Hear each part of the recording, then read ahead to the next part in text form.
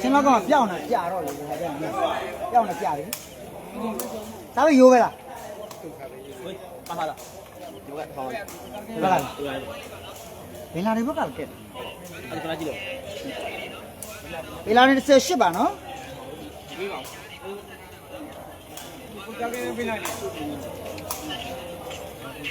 မလာသေးမလာသေးဟုတ်ကဲ့ပါ18လားကိုလုံးနေဟုတ်ကဲ့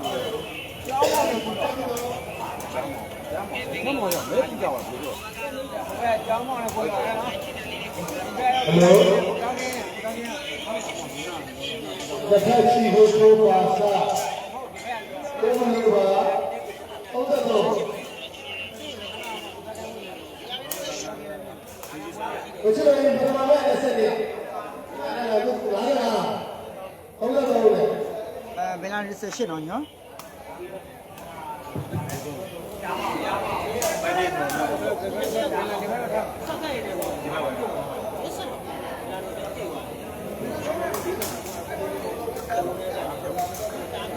ဘယ်လာနေ18နော်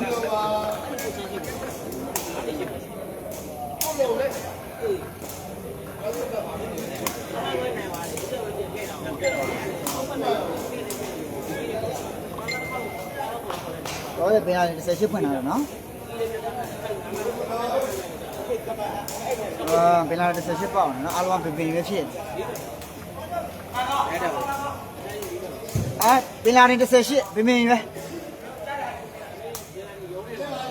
ဘိုးဘယ်လာနေ18ပြရလဲဘိုး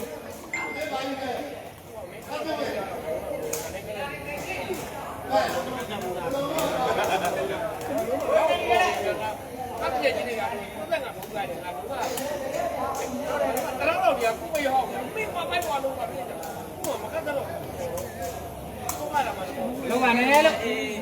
ရဲပြီးတိုင်းနေရောဘာလို့လဲမလောက်ပါနဲ့အဲ့ဒါကိုတော့မှကြောက်ပေါ့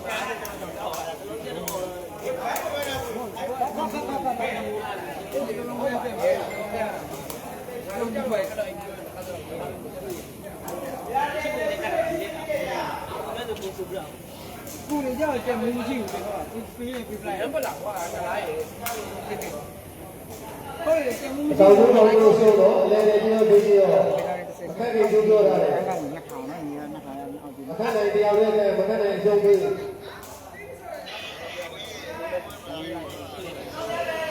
လာနေ18ပါတော့ညီရ18ပါတော့ဘာတာရောဟမ်ဘာတာရောအဲ့ဒီနဲ့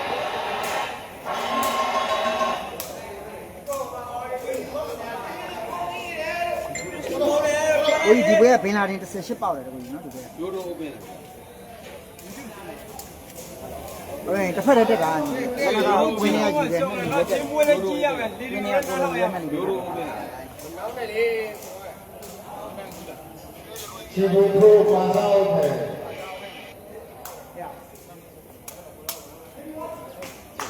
ပါသားအောက်ကပြပါသားပါကိုကြီးအခုမှခတ်မှာဒါအခုကစက်ပွဲခတ်တာကိုအခုမှစက်ပွဲခတ်တာ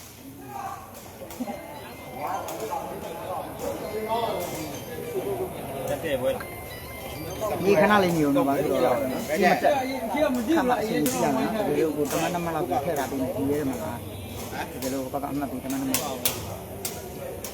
ခုချက်ပါအဝံပါဘောင်းပါဟုတ်တယ်တို့ပဲရှိတယ်ဒါချေဝဲဆက်ရှင်းလေရှိနေသေးတယ်ဘုံတို့ပြက်ဒီပါဘုံပြက်ဟုတ်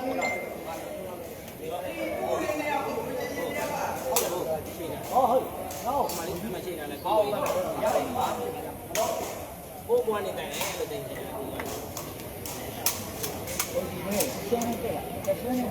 ဝေးဆဲကိုပေးကျွန်တော်9လေးကြည့်မယ်ဝေးမေးလိုက်ဆဲကိုပေးကျွန်တော်9လေးကြည့်ပါဗျာ ပေါ်ပေးများပေးရ ဒီနေ့မှပြ အားလေးမသိတဲ့ကြည့်ဟမ်ပေါ်ပေးသိတဲ့ကြည့်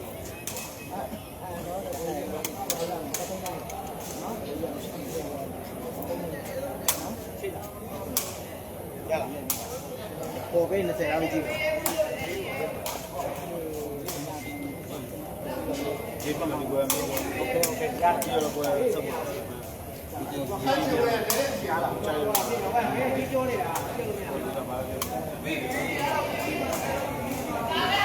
ရနော်ပေါ်ပေးကဲ10ခုပေးနော်နော်ဒီယူမယ်လို့ပြောတယ်နော်ကိုရတော့ကိုလုံးခတ်တဲ့ပွဲတွေနော်ဒီ10ခုပေး10ခုပေးယူမယ်ပေးလားကြိုက်ယူရပေးပေးလားအားဆို3လရ10ခုနဲ့3လရညရနော်โอเคကိုကိုဘေးမှာဘေးရတယ်နဲ့ပြောနေတာโอเคဒီပြုမယ်နော်နေရောလို့ဘေးကြီးလို့နေလို့ဟုတ်ကဲ့ဒီနာဒီဆက်ကနေအပေါ်ကြီးမြန်မာမှာ3နော်ဟုတ်လားဟိုခေါ်ရတယ်ဟာတဲ့ခေါ်ရတယ်နော်ကိုကြီးမှလာခက်ပြပါအဲ့တော့ဒီလိုဆိုရင်ဘာလို့တရားခေါ်တရား အမှန်နဲ့လေးရှင်းတယ်ကိုကခု3လေးရကိုကြီးက3လေးလိုက်အော်ရှင်းတယ်လို့ကိုကဒီရနေတယ်ဟာအဲ့လိုမကြည့်ဘူးလားဟာရထပ်တော့ထောင်ရမယ်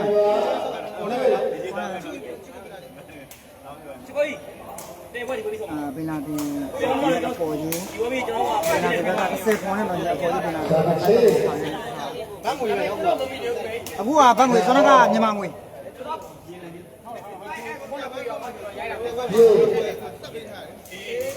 အမလောက်ပဲရှိတယ်နော်အခုချက်ပြလိုက်နော်ဘယ်လာတင်ဘောလာ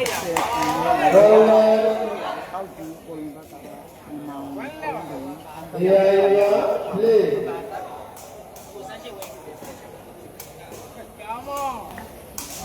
ရတယ်လောက်ဝမ်းပါဗျာနော်ဒီဘက်ကကြားမောင်တို့ကလက်ပါဗျာနော်လောက်ဝမ်းပါဒါတဲဝဲမဟုတ်ညီကိုတို့နော်အခုပွဲကကြတော့ဒါဆက်ပွဲဗျာနော်ဟိုဘက်ကကြတော့စန်းရှိဝင်ဥဆောင်စန်းရှိဝင်ဥဆောင်တဲ့ခွဲပါဒီဘက်ကတော့10ခုနေပဲပြေးကုန်ပြီလေဗျာနော်10ရှိယူရသေးလားဗျာ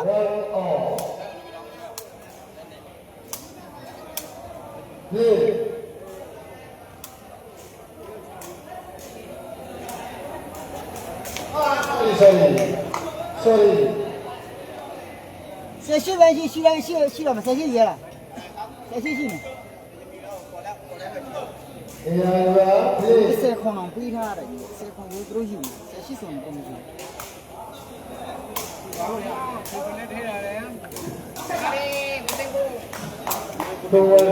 ကြားမောင်ညာပြန်ရောက်တာဗျာနော်ကြားမောင်ညာမှာပြန်ရောက်တာပါမကတော့2-1ပါဗျာနော်2-1ပါ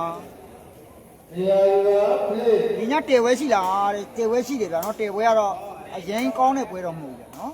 ဒါပေမဲ့တဲဝဲကိုအမိပြုပြီးတော့သားသမားတွေအစုံရောက်တယ်ဗျာဒီနေ့ကတော့ဘူတာညိုကလပ်ကအဖွဲစည်းအစုံပဲဗျာနော်အဖွဲစည်းအစုံပဲဗျာနော်နောက်တော့ဒီဒါအမကိုရှူဦးတို့လည်းလာမယ်ကိုရှူဦးကဒီနားမှာနေတယ်ဗျာအတူကျောင်းဆရာတို့ပွဲရှိမယ်ဗျာနော်ကျောင်းသားတို့ပွဲလည်းဒီညလာမယ်တင်နော်ကိုပူတို့ပေါင်ရှင်တို့လည်းရောက်နေပြီကျောင်းသားတို့လည်းကျွန်တော်စိတ်တင်လာမယ်လို့ထင်တယ်ဗျာနော်ဒါကြောင့်မလို့ဒီညတော့ကစားသမားတော့အစုံလင်ပါပဲဗျာစာပစေ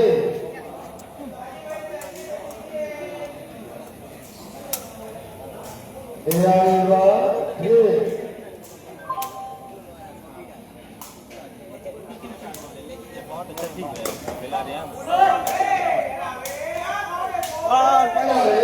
ကဲ2 off ပါဗျာနော်2 off ပါ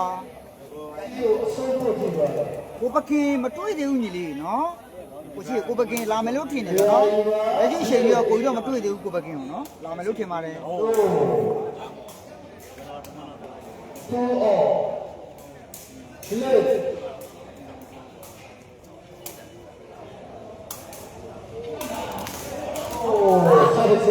လေးမင်းဆက်ခွန်ပေးရလားဖယ်ခွန်ပေးမှယူမှာဆက်ရှိလို့ယူ အာယော ပြီးရလား10ခွန်ပြီးရလား ဖိုင်အောင်သူ့အော်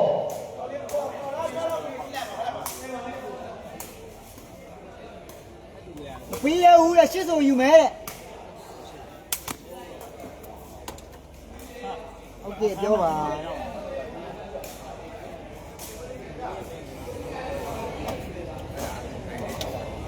ရှင်းနေရွေးရတယ် ကြိုက်ဦးပေါ် ကြိုက်ဦးလားခုံမခုံမလား ဒီဟာက ရက်ဆက်တယ်လို့နော်ကျောင်းဆရာတို့ဖြစ်ပူလီနဲ့ပြန်ဝဲပါပါရင်ကြီးလေးကနော်မင်းကခုံးနော် မပြတ်လိုက်ခဲ့လေကားနှစ်စီးလား အေးခုံးနော် 9နိုင်ခွဲဒီရောက်လာနော် ဘယ်လိုလဲ ဒီကို အပေါ်ကဒီညလည်းပြန်ချင်မှပြန်ပါယူ ကျွန်တော်လည်းဒီလိုပဲမပြန်တော့ ဒီဟာက ပြန်ဝင်မရှိဘူးပွဲမှာဒီမှာကြီးတယ်ပွဲဖတ်တော့ပြောလာပြီ ဖြစ်ပူလီမှာကို ကြိုက်ပွဲလေဖက်ပူလီ ပြန်မပြန်ဘူးအေးမကတော့3-2ပါနော်3-2ပါ 3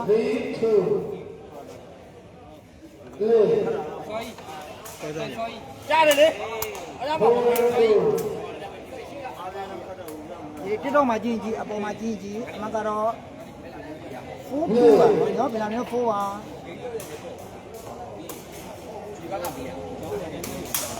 4ပါကြားမောင်ကတော့ကြားမောင်ပါပဲဟမ် မနေတယ်ပေါ့ အဲမြန်မာငွေ3သိန်းရေဘတ်တစ်ထောင်ရတာပဲပထမဥစ္စာ2018နဲ့အဲ့ဒါအာ ဒီကို အပေါ်မှာထည့်ရရပြီလေအဲ့ဒါပဲ 3 go play ဘာမှဖြစ်နေလဲ ရှိလေအဲ့ဒါမရှိတာဘောလုံးကပါလေ ဟဲ့မိပြီဟာမိတယ်ကွာဆယ်လိုက် ဒီ လား ကောင်ချင်းတယ်လေဒီကောင်ချင်းတယ်ရတယ်ထူး ထုတ်ထား မတူ4 hour ပါပဲဗျာနော်4 hour ပါ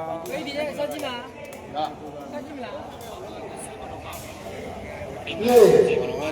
အကွာရောထဲတာလားဟိုငွေ3သိန်းနဲ့ဘာမှမတည်ဘူး တော့စိတ်ဝင်စားဘာကြီးလိုက်သွားဘူးမမမဘူးမစိတ်ဝင်စားဘူးမျိုးတထေးရောင်စိတ်ဝင်စားဘူးဘာကြီးလိုက်သွားဘူးမလည်းစိတ်ဝင်တော့ဒီကတော့ဒီနေ့18ပေါင်တယ်နော်မတူ4နေပါ ပါမလားဒီပဲဒီ ဒီဟာက play အတော့ရှိတယ်နေတော့တိုင်းမလား go ပြချင်တာပဲကျင်မယ်နည်းနည်းကျင်မယ်ကြိုက်ရလားမင်းပံပြည့်လို့ play ပြန်လေပြန် ဒီကခေါ်တာတွေ့ခါ ကျင်လာကြယူကျင်ကြယူကျင်ခဲ့မယ်ဒီဒီပြီးတဲ့တော့ 5-4 ပါ ရှိတယ် ဒါတော့ဟုတ်ကဲ့ ရှိတယ်အမှတ်တာဒါလာမိုက်တက်လာ ဆက်ရှိလေရှိသေးလား ရှိတော့ဘူး ဒါပဲ ရှိသေးတယ်ဟာ ဟဲ့ရောက်တယ် ရှိသေးတယ်ယူ โอเคဟာအန်တော့လား โอ้ရှိ တဲနေယူကြငါတက်ဆက်တဲနေယူတာတဲနေယူတာတက်ဆက်ပေးမယ် ဒါမှရဲ့အထောင်ပေါတော့လီမဝင်တော့ play ရပြီ 5 go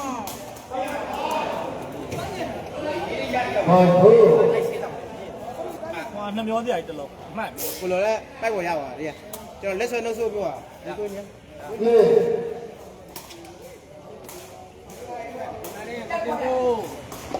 ဆောင်း ဒီဘက်တော့ဝင်တယ် ဟုတ်ပါ play ဟို ဆယ်လို့မရအောင် စစ်တာ အောင်းပါတော့ကွာအဲ့လိုမျိုးလေးတော့ ဒီကြားလည်းကောင်လေး 5 go ဟမ် play ညမမင်းတို့ play ဆက်ရှိတယ်မရှိတော့ဘူးဆက်ရှိမရှိတော့ဘူးနော်ဆက်ရှိတယ်မရှိတော့လောကကိုလုံးဝမတ်တမတ်တော့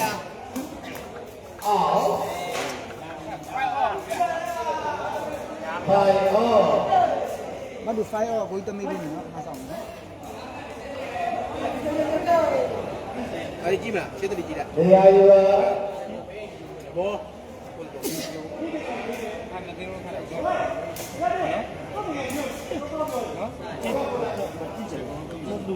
အကျစ်ပါပါနော် play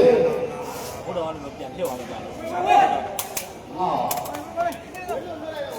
အမတမ ဒီဝမ်းလေးက လုပ်တယ်ပြီးလုပ်တယ်ဟုတ်လားလုပ်တယ်နော်ဒါပတ်သက်မှတ်အဲ့ဒါပဲလက်တင်ကြတော့ဒီကအဲ့တင်ကြဒီအားလည်းခဏနေခဏပေါ့ပဲဒါခဏဒီများလေးလောက်တာတွေ့နေ ဒါလောက်ခါမှာဒီရှိရက်ပြီးတော့နဲ့ဝူးကကြတာမဟုတ်ဘူးဒီဘွဲရှောက်ကြည့်လို့ ဆရာရေ တော့ဝင်နော် အားဆိုတဲ့စနစ်ကြည့်တယ်မင်းကစားကြည့်ဥပတိုင်းကတဲ့စနစ်ကြည့်ဒီလိုဟာတော့ဒီမှမရှိဘူးအဲ့ဒီအပြင်ဟိုမင်းတပည့်တွေက ရာရောလေ အောင်ထုတ်ပြီးတာဟာနိုင်ကိုနေပါမရှိဘူးသူတို့ဘယ်ဆွဲထုတ်တယ်ဟာအဲ့လိုလေအဲ့လိုမျိုးမှမဖြစ်ဟာကောင်းတော့ပို့လုံးလေဟာမိတယ်ဟိုကလည်းโอ้တန်းကျဝင်ငါလာတော့မရဘူး ဒီလက်ရှိမှာရှရီကသွားတာ ပိုင်မရှောက်ပြီးခွဲတာနော်ပိုင်မရှောက်ပြီးခွဲတာ တော့လည်းတော့ ရာရောလေ ဟာကိုလုံး ပဲစီးရကို စာပေစေ 38ယူมาလား38ဒီနေ့38ယူ တော့ มา ပဲတ လား ည်းတော့ 38ယူมาလား ရာရောလေ ရပါပြီ ညောင်းကောင်လေးကိုတကယ်တက်လာတော့ကောင်လေးဥစားပေးလိုက်အောင် မကား ပါစေ ဒီလက်ကြီးတာလေလောင်းတစ်ခါတော့ဆက်သေးသေးလို့ဆက်လီကြီးတွေချတယ်ဘာမှမတော့မှသိရှိတယ် ရာရောလေ ပတ်စံကျူလွဲပြီးနော်ပတ်စံကျူလွဲပြီးတော့ကျွန်တော်တို့က ပြေးပါပြီကိုလုံးဟာ အဲ့တော့မှပြင်းရကြည့်ရအောင်ရဆွဲပြီးတော့နော်မရပါဘူး ဟိုး စေအော်အာ မဟုတ်စီအောင်လား ဟုတ်တယ်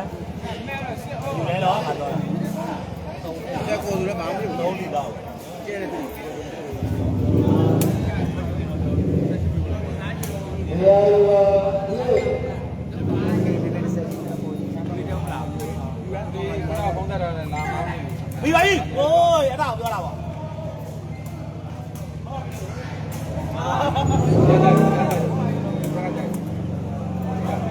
လာလာ စေ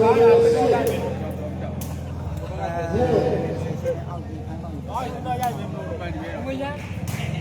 အားမြန် ဒီလေးမှာဖြစ်နေတာပေါ့မင်းသူပါ လာပြီးပါပြီတော့ ပြောရဖြစ်နေတာ ဟာဘာနော်လဲမိတယ်ဒီလေ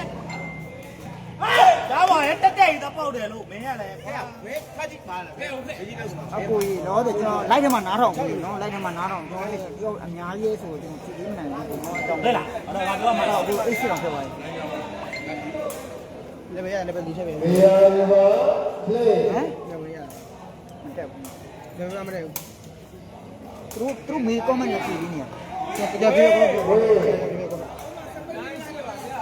ငါပြောတာဟာလားဟုတ်တော့ ထဲလို့မထဲတော့မထဲတာဘူးနော်အဲ့လိုကကျွန်တော်လုပ်လို့မရဘူးဗျဆက်ရောက်မှဖြစ်မှာနော်ဟုတ်ကဲ့ပါခုတော့မြန်မာအားလုံးကကျွန်တော်အများနဲ့တယောက်လောက်ရဆိုကျွန်တော်ပတ်စံမဝင်ဘယ်ပွဲမှကျွန်တော်ထည့်ပြီးအဲ့ဒါတောင်းတော့ပဲကိုရောဆိုကြတော့ကျွန်တော်နာမပုံမှန်လောင်းနေဘောစီလောက်ပဲကျွန်တော်ထည့်ပြီးခက်ကြီးမရသေးပါဘူး စကား ပတ်ကြည့် ကြပါလို့လို့ပြောတော့ဟုတ်ပါတယ်ကိုကြီးကြားတော့ခွတ်ကြတာပေါ့ခွတ်ကြခွတ်ကြ လေ ဒီဘက်ဒီဘက် အိုး ကျွန်တော်လည်းကြည့်နေခိုင်းနေတို့တွေက အမ level သူလာယူမှာဟိုဘက်ဒီဘက်ထွက်နေတယ်ပြီးတော့လို့ချိန်မှာကျတော့အားလုံးကမင်းလည်းလူလဲငါလည်းလူလဲပဲကျင်းဝဲလောင်းတာ ခိုးပဲရှိတယ် ဟိုအဲ့အကိုပြောပြတာနော်မင်းလည်းဟိုလေမင်းလည်းလူလဲငါလည်းလူလဲအဲ့ကြောင့်မို့လို့အခုအမကော ဘယ်ရှိရှိယူမယ်ပြောတော့ကိုကပြောနားမလဲ ဘာဟုတ်ပဲရှိတယ် ဘယ်ဝင်လာဒီမှာဝင်လာဒီမှာဝင်လာ ရတယ် ပြောကိုပြောပြော ဘယ်ဘယ်နဲ့မလား ဟိုတော့တက်တက်ပါ ယူမယ်ဒီဟာ ရှင်းပြရတယ်ဗျာ အခုဒီဘက်ယူတော့ဟို ရက်ဆက်တယ်လို့ရက်ဆက်တယ် လာဘူးလို့မလောင်းတာ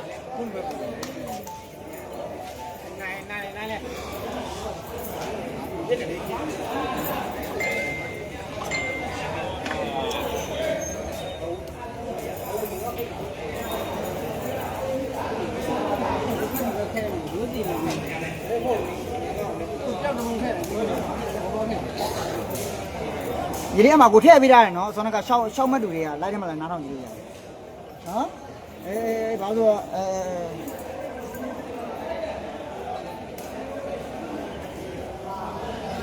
ကြီးတော့ကွာ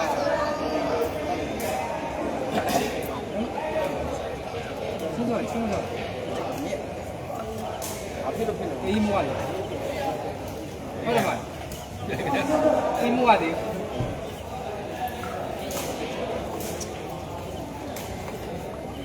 ဟုတ်တယ်ကိုဟုတ်တယ်ရှိကိုကျွန်းပါပြင်တော်ရောအသက်ရှင်နေဟုတ်တယ်နော်ဟုတ်တယ်ဗျာနော်အမဘလောက်ကြီးပြင်အဲ့တော့ညက်လိုက်ပြင်ပါလာလာတယ်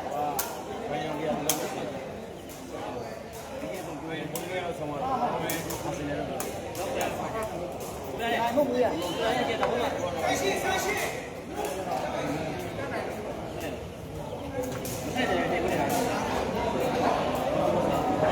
ရပါဘာလို့ငါတော့မပြေးနေရမှာဘာလို့ငါတော့ပြေးလာနေတော့ငါဟဲ့လေရစီကြမလို့ကမခဲ့3500 1500 1500နဲ့တော်ရင်ကမခဲ့ထပ်ပါဒီကိအရှင်နေအတွက်ရွေးလားခဏပေးတယ်ကိုသားကနေကြားမလို့ဘယ်လာကြားမလဲဘုန်းကြီးသားဒါပြအားချက်လို့ရလားမင်းတရားလို့အာမပါပါဘူးဟာရေးစင်းဖြေတော့ပဲဒီချက်လေးပါလိရှိတယ်ဘာနဲ့ဒီလောက်လားဘောကောက်လောက်လို့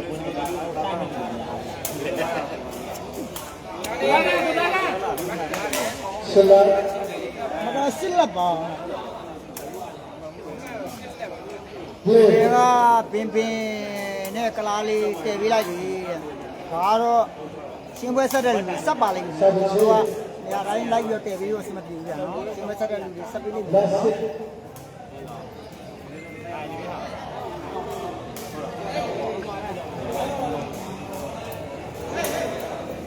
စစ်တော်ရဲ့နေမှာဒီကိလိုက် လေ ဩကြားမောဒီလိုဆိုရင်ဟုတ်ပါလေနဲ့ဘောတင်ဘက်ကလူတာခန်းလို့ယူတာလူရောက်ခဲ့တယ်အာခန်းဆောက်ဆောက်ပြီးပြောင်းသွားနော်အမိပါ့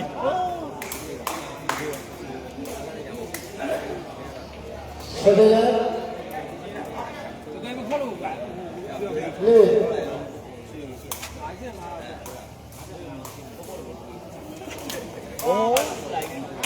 ငါပြောဆိုနေတယ် အာယာ အဲ့လက်ပါ တာယာအိလေ ညီကိုအဲ့မှာဝင်ကြည့်လို့ရနော်အဲ့မှာဝင်ကြည့်အဲ့တစ်တော့မှဝင်ကြည့်လို့ရနော်အဲ့တစ်တော့မှဝင်ကြည့်ရညင်တစ်တော့ဆော့ဝဲနဲ့ဝင်နေဆော့ဝဲနဲ့မတူဘူးနော်အဲ့ကြောင့်မလို့အပေါ်ပြေးလို့ဆော့ဝဲနော်အဲ့ကြောင့်အဲ့မှာဝင်ကြည့်လို့ရ မင်းနာမည်ကြီးတယ်လေကွာ ဘာတော့ကြည့်ချင်တာမကတော့အဲ့လက်ပါနော်ကိုလုံးဘက်ကလက်ပဲရှိသေးတယ်ဗျာနော်မကတော့အဲ့လက်ပါကိုလုံးတီမီကဲနိုင်လက်တယ်ဗျာနော် လို့ရပြီမင်းတို့ ဗီဒီယိုရောက်လား ဟာမင်းတို့ယူလို့ရပြီလို့ ဟမ် ဟဲ့လေ ဟုတ်လားဟမ်လက်တော့ရဟုတ်ကဲ့ဟမ်นู่นလားယူတဲ့ဒီဘက်ကဘယ်လိုလုပ်ပြရ လေ အဲ့လေဖိုက်တိုင်းกว่าတယ်အမကျော်ဖိုက်တာဘောင်းရမတတ်နိုင်ဒီဘက်ကချီကုံမကြတတ်နိုင် ယာယာဟေး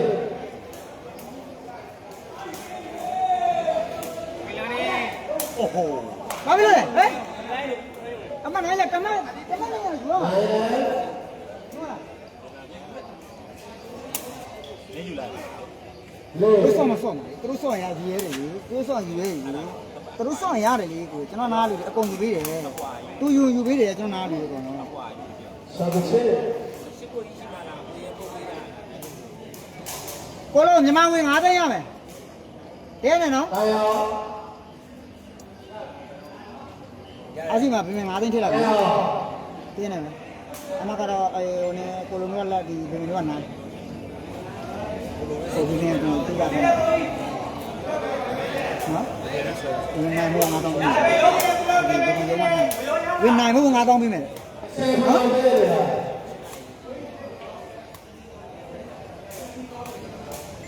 မ ဘယ်လိုတော့မြောင်း9သိန်းဘယ်လိုတော့မြောင်း9သိန်း ငါသိတဲ့ 9သိန်းရတယ်ကို9သိန်းရတယ် ငါးတဲ့တော့တယ်ပဲ ဟယ်လိုညောင်းညက်တယ်ရ အကိုကြီးဆိုရင်ဘောင်ဝဲ5သိန်းဘာမှမ3လီကျော်နဲ့ နေရာကလေ ခဏနေတော့ပြီးခဲ့ပြီနော်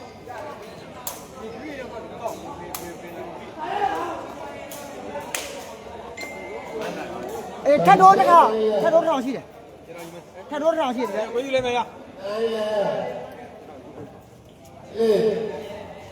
ဟိုဘယ်ရကတစ်ခါရဘယ်ရကတစ်ခါ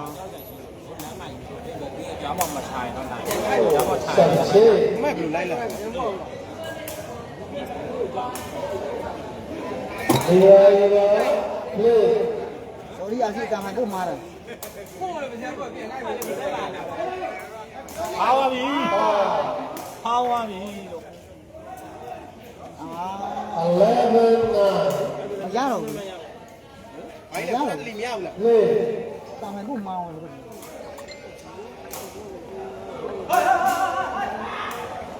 မိပါပြီစားချင်းဝဲဘာလုပ်နေလဲ မရအောင်တော့ကျွန်တော် ပြီးရဟက်ပြီးရဟက်ပြီးရဆမ်းရတယ် ကျွန်တော်မရအောင်တော့ မရဘူးလေအမပြောလိုက်ပြီ ပြောလိုက်လေ နေရာကလေ မ9သိန်းနဲ့တော့တပ်ဖို့အကြအဲ့လိုရှိတယ်ကံကောင်းတယ် ဘာလို့စားပါပြီဟာမင်းတရေပြီးတော့ ဘောင်းနာ လူတဲ့လူစီမပို့ပဲအမကွာမှာတော့ဆူပြီးတော့ လေ ကြားတယ်အော်ပြီးတာ တော့ရမှာပေါ့ ချက်ကိုတော့တင်တယ် နိုင်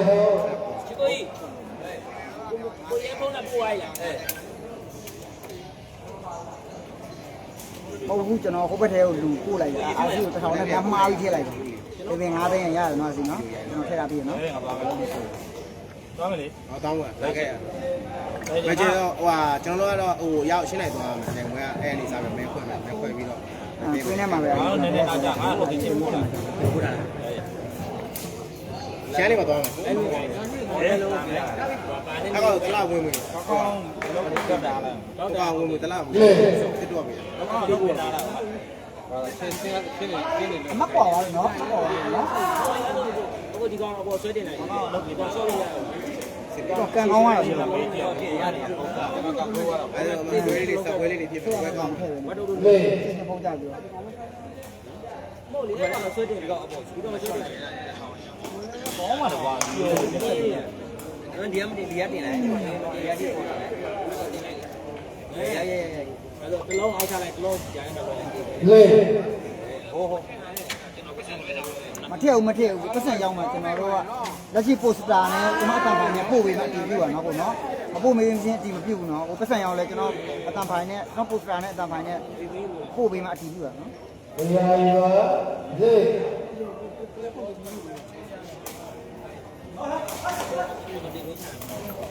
ဒီအမပတ်စံကြိုလဲထားလိုက်နော်ဒီနော်ပတ်စံကြိုလဲထားလိုက်နော် နာဟော နော်ခွဲရဘူးလောတွေကတော့မရဘူးနော် လေ ခုပြောင်းကလက်ကကျွန်တော်ခဏပြကွန်မန့်ကျွန်တော်ဖတ်ပြီးနိုင်သေးဘူးပြနော်ကျွန်တော်မဘီဂျီခဏလောက်တာနဲ့ရှုပ်သွားလို့ပြနော် ကာယ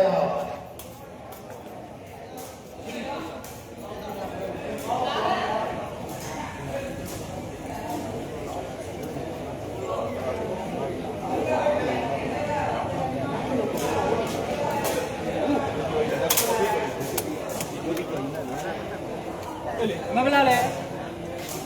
ဘောင်းနာပေါင်းနာ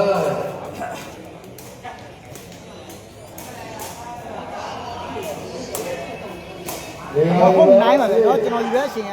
ကလက်နိုင်မှာထည့်ပြရတယ်နော် လေအော် စာပချေ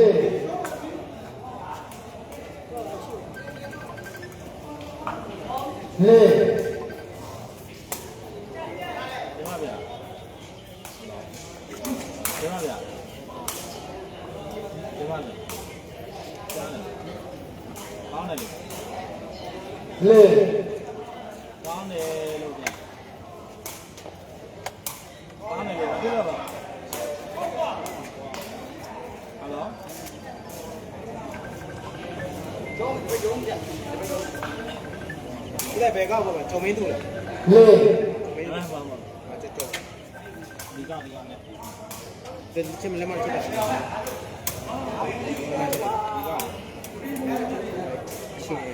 ကောင်းလေးဆိုတော့9သိန်းတော့9သိန်းမှထည့်လိုက်ပြီနော်ညီလေး ဟုတ်ကဲ့ 9သိန်းနော်မတော်အမှတ်ထည့် လေ နင်းကအမှတ်ထည့်ရ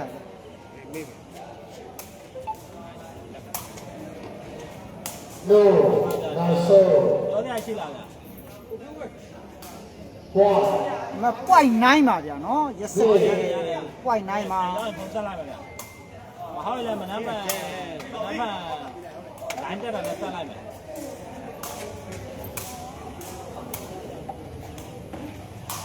စံချေ 9ပွိုင်ပဲဗျာနော်9ကအခုချိန်ဒီမတက်တော့ဘူးနော် ပြောလို့ရတယ် အိုင်ဘွား အခုပြောလဲရတယ်လေပြောလေ တာယော လာလေးရမောင်း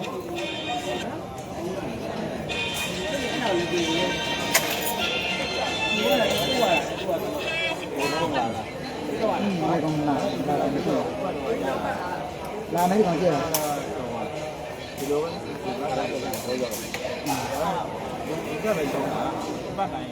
ว่าดิมชิดดีมัน ပြုတ်တော့ပြုတ်တော့ဒီကတော့ကျန်တယ်ဒီကတော့အများကြီးကျန်နေဒီကတခြားနေရာမှာပတ်သက်နေတယ်ဒီလိုကြီးအဲ့မရှိဘူးပတ်သက်နေတယ်နာအမှန်တရားကောင်းပါ 不行不行多少用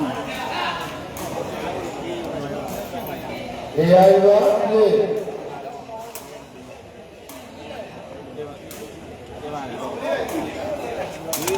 นี่เด้อเนาะมันก็ลับป่วยมา လေယာယောလေ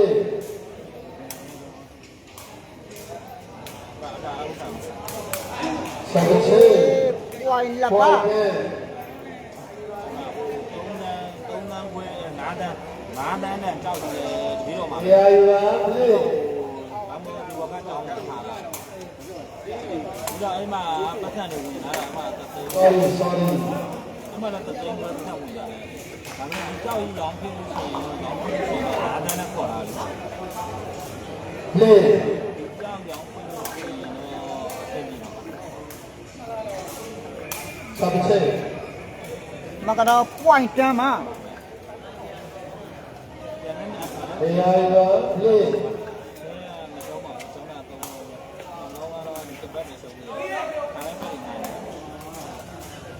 这30位嘛看难有几不如一看